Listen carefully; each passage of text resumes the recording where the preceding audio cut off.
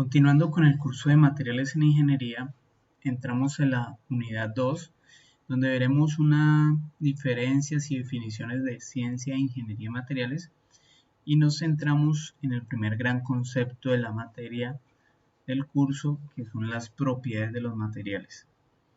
Entonces, todo el mundo y el contexto ingenieril y que abarca los materiales, pues se basan en esa generación y aplicación de ese conocimiento relacionado pues con la composición, estructura, preparación de los materiales, sus propiedades, sus usos. Y eso todo pues es lo que le concierne a la ciencia y a la ingeniería del material. Todo, como lo veíamos en videos anteriores, todo lo que nos rodea es de materiales. Siempre vamos a estar en contacto con las materias primas o con diferentes tipos de producto o interacción entre materiales.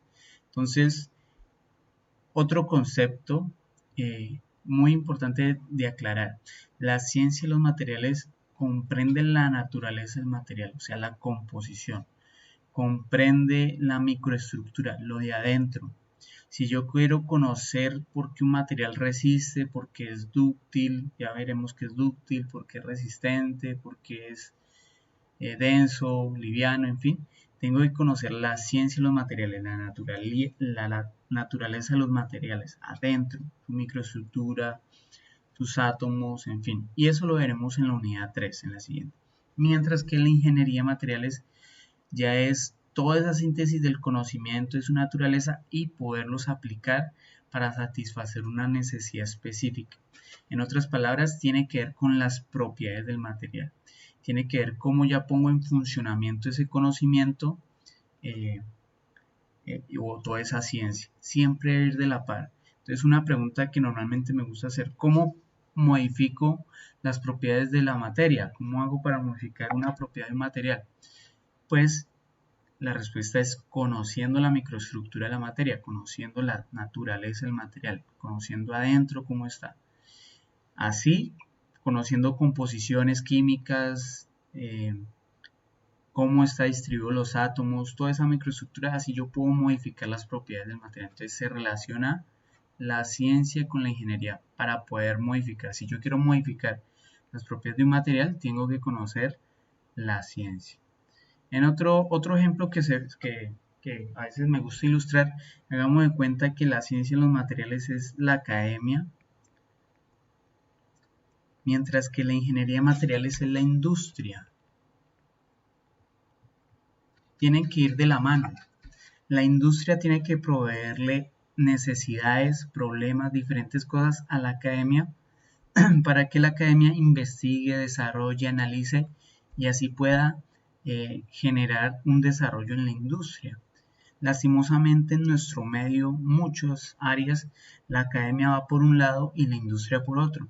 Entonces es donde uno ve la academia, donde se juntan unas élites de conocimiento aisladas que se llaman así, dominan el tema y pueden preparar, por llamarlo así, un gramo del supercemento, un gramo o un kilo del supermaterial, pero ya llevarlo a la industria y que produzca 1 tonelada, 10 toneladas, 1000 toneladas y que se puedan distribuir y facilitar y que la gente lo pueda consumir. Todo ese proceso industrial no lo pueden llevar a cabo. ¿Por qué? Porque la academia está aislada de la industria. O el otro caso donde la industria también está aislada y trata de puros ensayos de prueba y error, mejorar procesos, calidades, materias primas, en fin, y se gasta mucho tiempo, entre comillas, porque a veces quieren velocidad de respuesta rápida, se gastan recursos de esos ensayos y error y no van a las variables más adecuadas, más fijas y más importantes, por no hacer uso de la academia. Entonces, ustedes van a encontrar afuera, ojalá que cambie en el medio, pero la academia puede que se demore muchísimo y la velocidad de la industria es muy corta. Entonces hay que llegar a un equilibrio de esa investigación aplicada a la industria sea en tiempos correctos. Es un ejemplo donde muestro ciencia e ingeniería de materiales. Ciencia adentro de la materia, de ingeniería, cómo se pone en práctica esos conocimientos o esa ciencia como tal. Entonces, como resumen, quiero que siempre vaya de la mano la academia con la industria. Si ustedes quieren conseguir tesis adecuadas y que sirvan funcionales, vayan a la industria, vayan a donde hay las necesidades. Hay otros esquemas, digamos, donde muestran conocimientos básicos de los materiales, donde se reúnen y los conocimientos aplicados a la materia. ¿Sí? Entonces ahí se elaboran materiales, los diseñan, en fin, y así pues convierten los materiales en productos que necesita la sociedad. Sociedades muy desarrolladas en el sentido de desarrollo, pues que tienen construcciones sociales, económicas, es porque van de la mano estos dos. ¿Okay? Van de la mano ingeniería y la ciencia, conocer por qué. Y pues uno puede entrar en detalle, uno puede diseñar productos, pero también va desarrollando el material de acuerdo al producto, paralelamente. Y al final en todo este esquema, que no lo voy a mencionar mucho, pues uno analiza propiedades, los esfuerzos, lo que necesita, si cumple el material, chequeo, satisface, sí, y pues aquí ya es cuando se distribuye el material. ¿Okay? Vamos a entrar entonces, espero que sea claro, ciencia e ingeniería de materiales, la diferencia. Voy a entrar en otro concepto general, lo he mencionado en los videos, pero quiero enfatizarlo. ¿Cómo se da la categorización de los materiales? ¿Cómo se categoriza? Los materiales, yo llamarlo así en el curso y en lo que más he estudiado, analizado, lo podríamos dividir en 5 categorías. Aunque si me preguntan en especial cuántos materiales hay en ingeniería, cuántos materiales hay en construcción, cuántos materiales hay en general en nuestro medio como tal, se pueden categorizar en 3. Materiales metálicos, cerámicos, ahorita explico por qué coloco los vidrios separados, y poliméricos.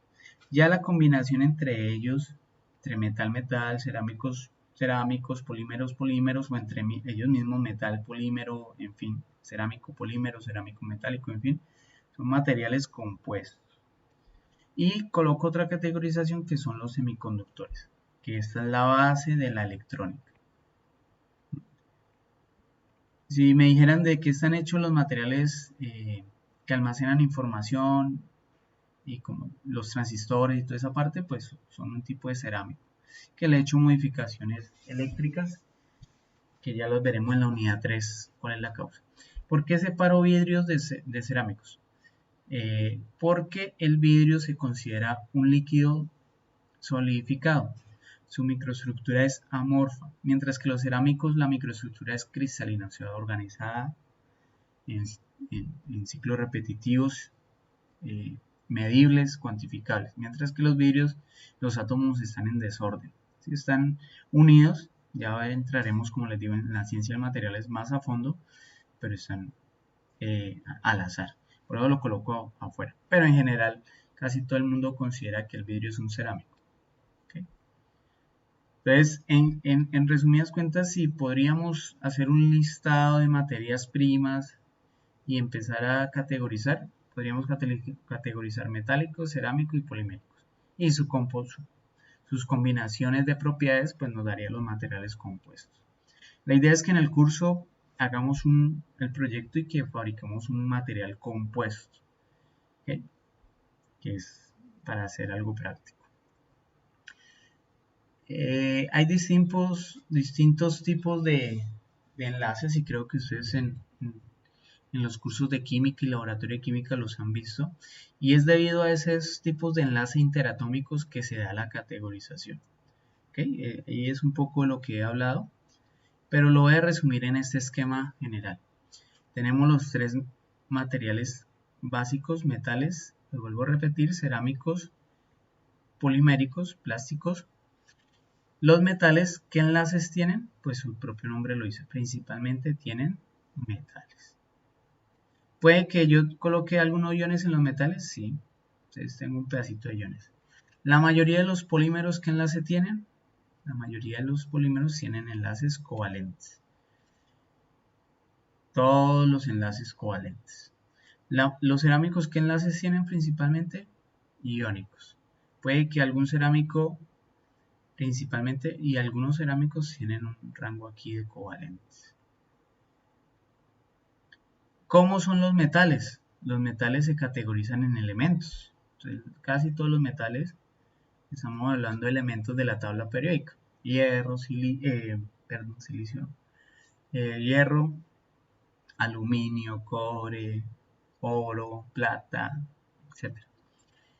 Y ya los materiales cerámicos y los polímeros, la mayoría, o podría decirse todos, se consideran materiales que son compuestos. Como lo dije antes, aquí hay un campito de materiales metálicos donde yo puedo generar combinación entre ellos, entre los mismos metales, y se generan compuestos. Pero en general, digamos un material compuesto metálico, rápidamente, el galvanizado. El galvanizado,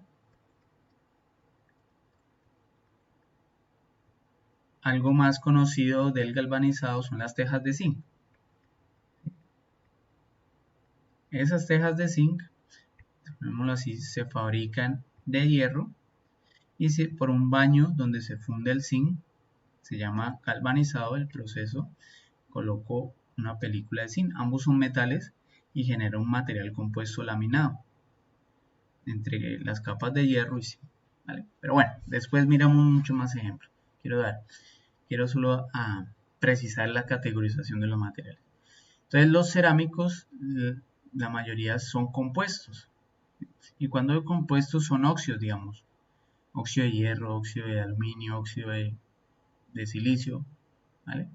Lo mismo los polímeros, son una serie de compuestos, polietilenos, policloruros de vinilo, poroftalatos, en fin. ¿Y cómo es la microestructura de la materia? Los átomos, ¿cómo se organizan? Entonces, en los metales, en los cerámicos, la mayoría son cristalinos, perdón. Es toda esta área, ¿ok? Cristalinos, toda esta área que nos circunscribe acá los metales y los cerámicos. Mientras que en los polímeros la mayoría son amorfos. Aunque yo puedo tener grados de cristalinidad y es más bien como se menciona, lo veremos después, pero la mayoría de polímeros puede tener algunos de cristalinidad, pero la mayoría son amorfos. ¿Okay? Entonces, en resumidas cuentas, metales, enlaces metálicos son elementos y son cristalinos.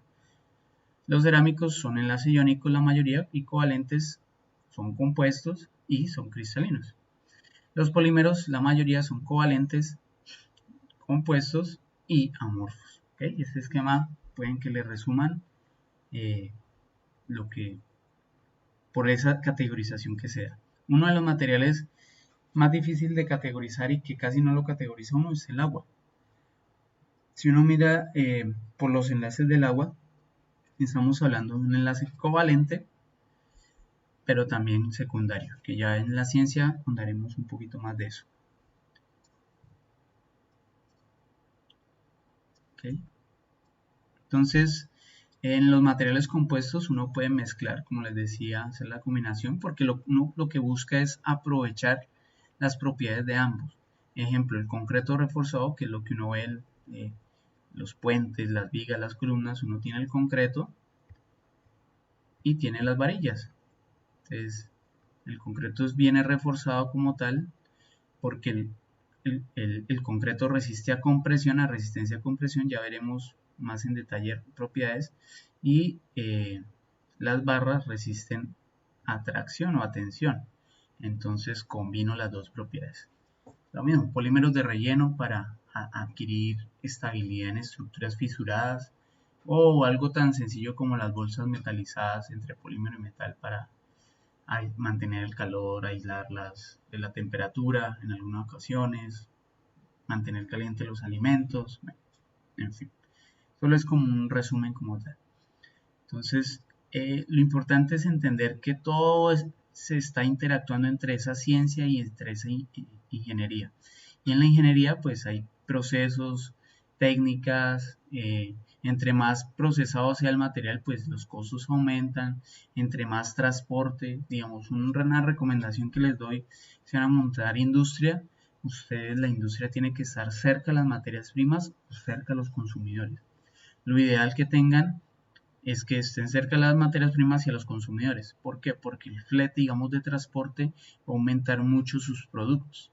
Si ustedes están lejos de las materias primas y tienen que traerlas de otro país, tienen que traerlas de otra ciudad, y además los consumidores están lejos y tienen que transportarlos, pues su producto se vuelve a veces inviable. ¿Okay? Otra de las cosas pues que se genera es que cada vez más ustedes hagan unos estudios especializados.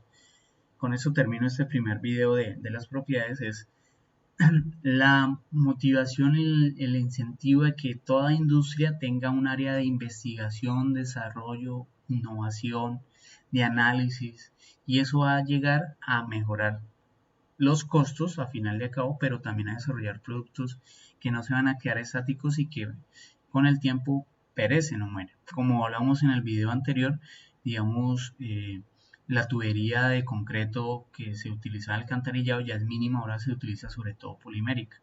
Y esas industrias que no se pusieron al tanto, no tenían esa área de investigación, desarrollo e innovación, pues en este momento ya pasaron a un segundo plano o algunas hasta cerrar.